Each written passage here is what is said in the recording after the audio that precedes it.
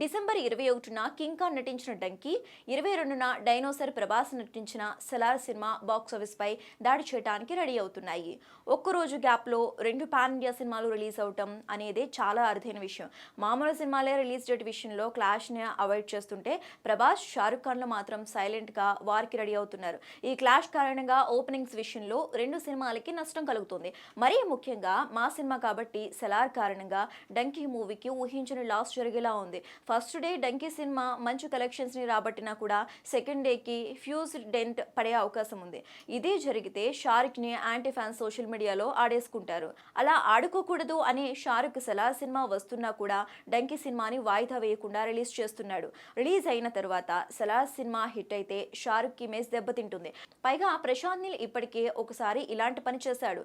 KGF సినిమాని Shahrukh zero మూవీకి opposite లో రిలీజ్ చేసి షారుఖ్ ని 5 ఏళ్ల పాటు సైలెంట్ చేశాడు.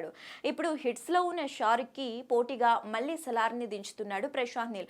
షారుఖ్ పై పగబట్టాడో లేక యాక్సిడెంటల్ గా జరుగుతుందో తెలియదు కానీ ప్రశాంత్ నీల్ 5 ఏళ్ల తర్వాత కూడా వెతుక్కుంటూ వెళ్లి మరి షారుఖ్ సినిమాతో పోటీ పడుతున్నాడు. ఈ క్లాష్ లో ఒకవేళ ప్రశాంత్ నీల్ ప్రభాస్ గెలిస్తే మాత్రం ప్రైమ్ టైమ్ లో పీక్స్ ఫామ్ లో ఉన్న షారుఖ్ ఖాన్ ని బీట్ చేసినట్లే అవుతుంది.